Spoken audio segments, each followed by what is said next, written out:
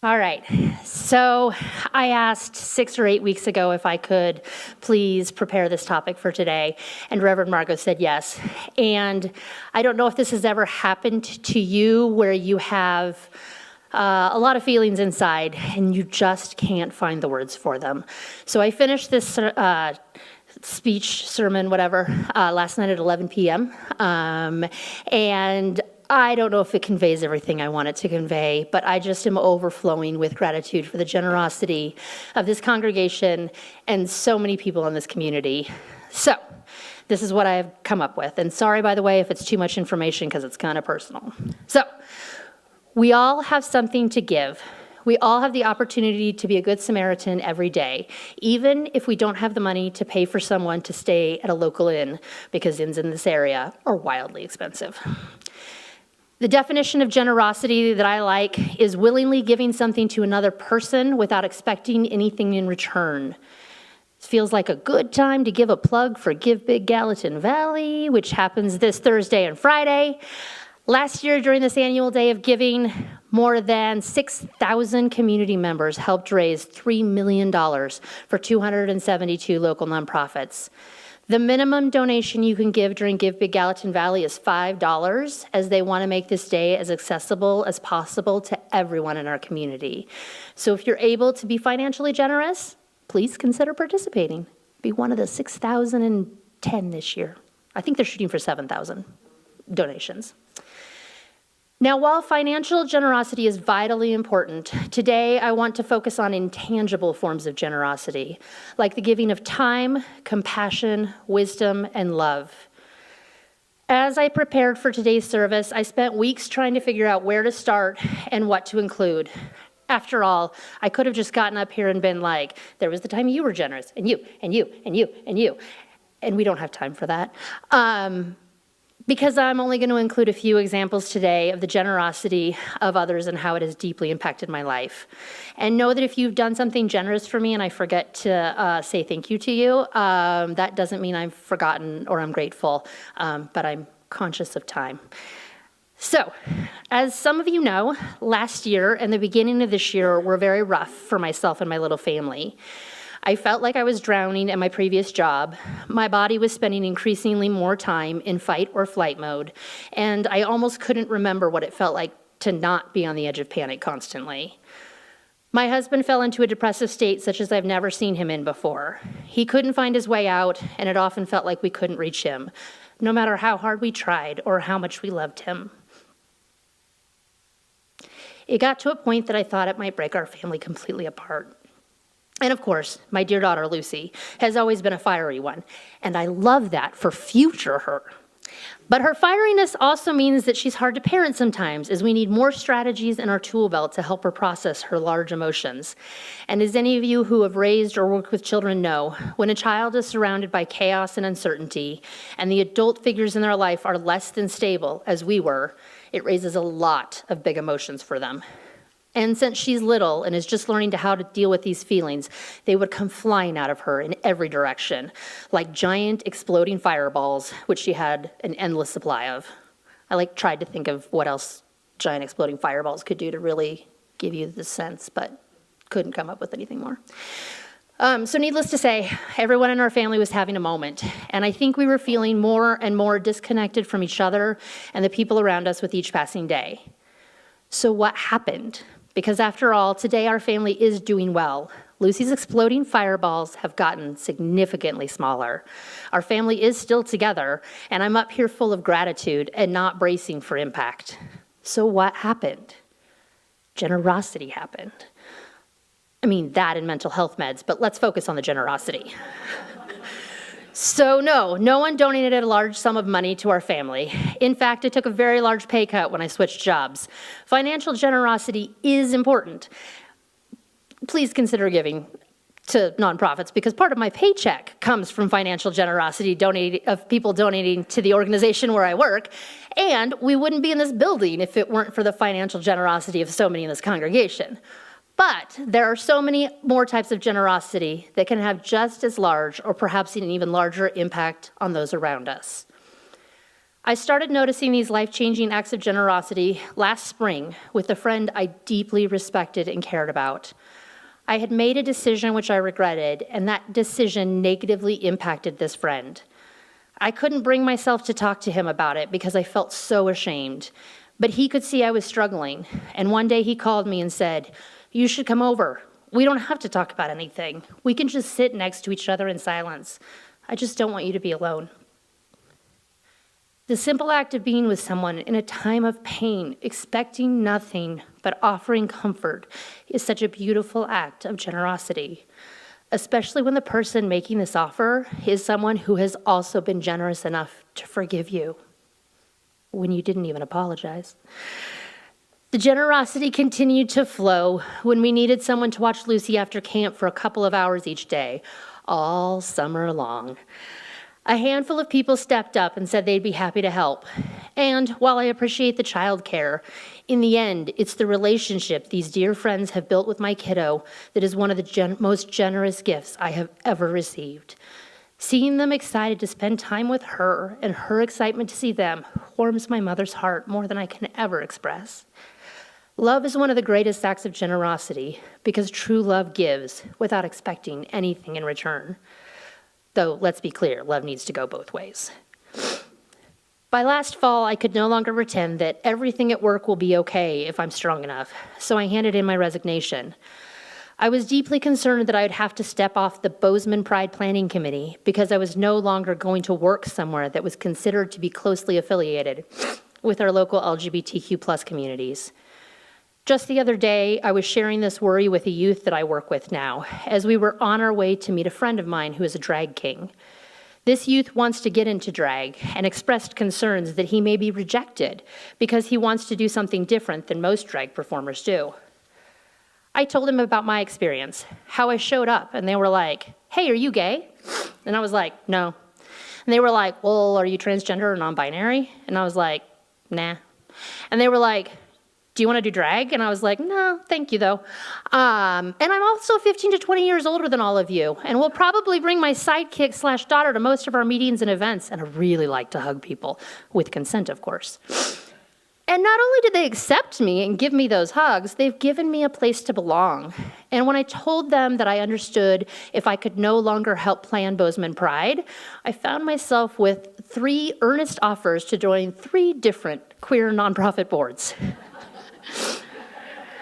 The moral of this story that I was sharing with my youth is that inviting others into our circle to join our established group of humans, just as they are, warts and all, is a wonderfully generous act. Many of us have talked to kids about if there's a new kid in school, ask them to play, right? And this goes for us as adults too. We all need our communities. Just being seen and accepted for who we are can be life-changing. And I was right. My drag king friend absolutely accepted my youth, even if he wants to do things differently. Then this winter, I started my new job, and I see generosity everywhere that I look. I can't help but be touched, inspired, and made a better person just by witnessing it.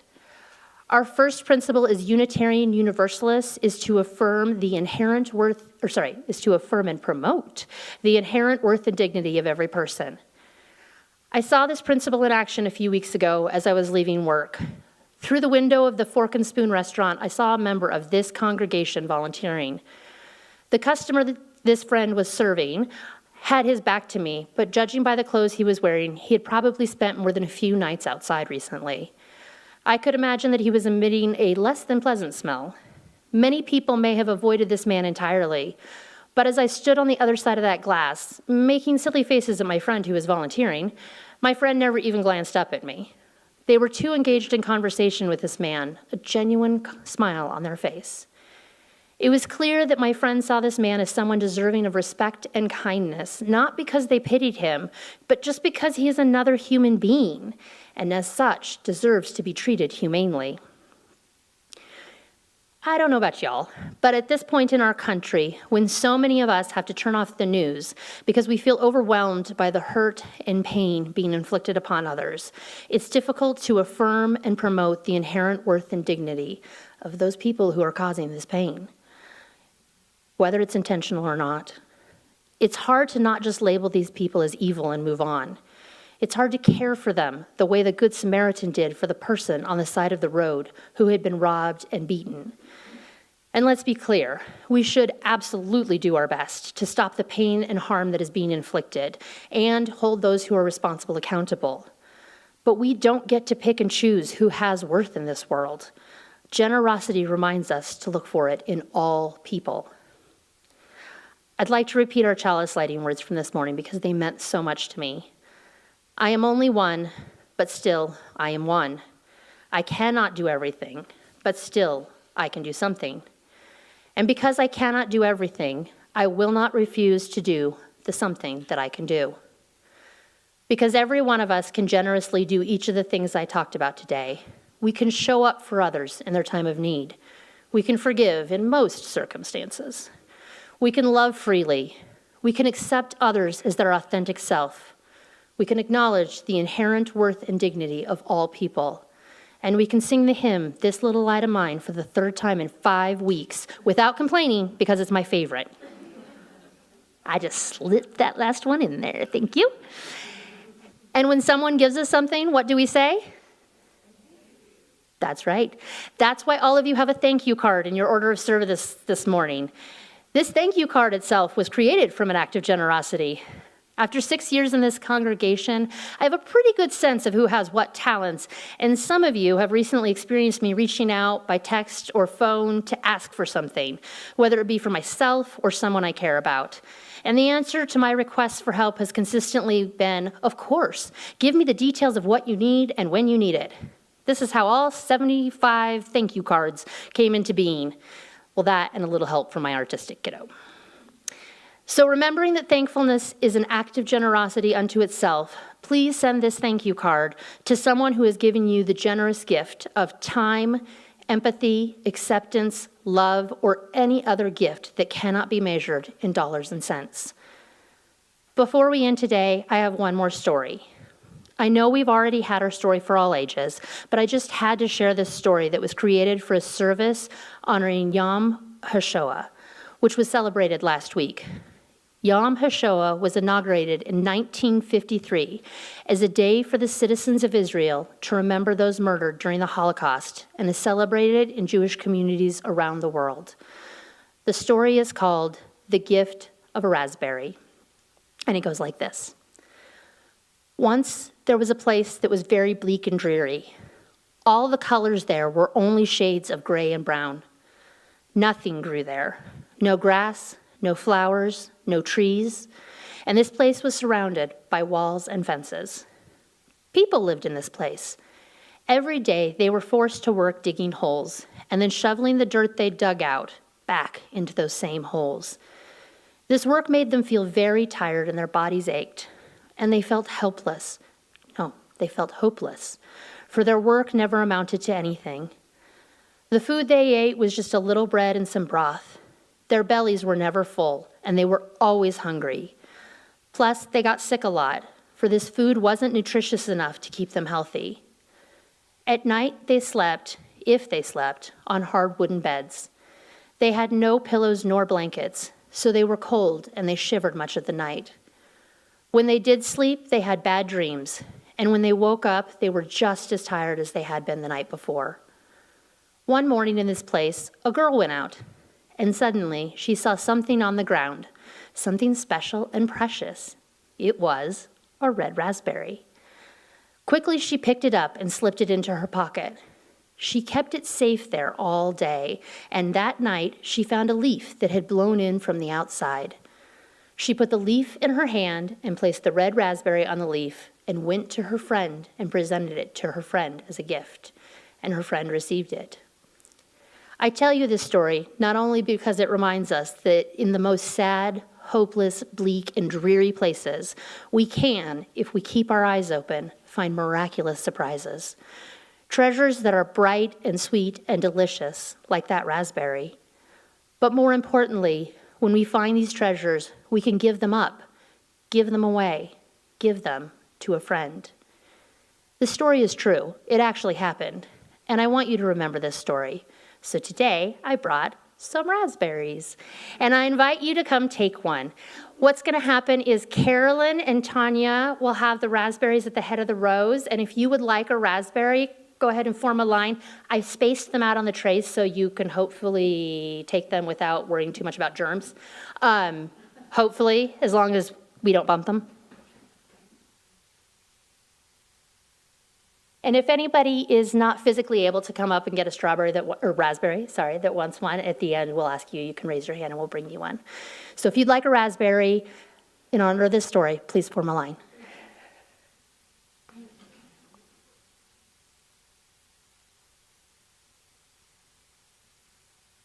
Oh, and you have to wait for instructions, so don't eat it yet. And if you ate it, you can have another one.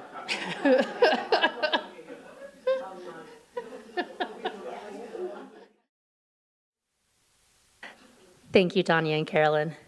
Now, as you're holding your raspberry, imagine that your world is dreary, sad, hopeless, and bleak. And imagine that your friend has just given you this raspberry. This raspberry was the one thing your friend truly owned, and she chose to make it a gift to you. And when you've imagined that, I invite you to enjoy your raspberry, to eat it, and to always remember, we all have something to give.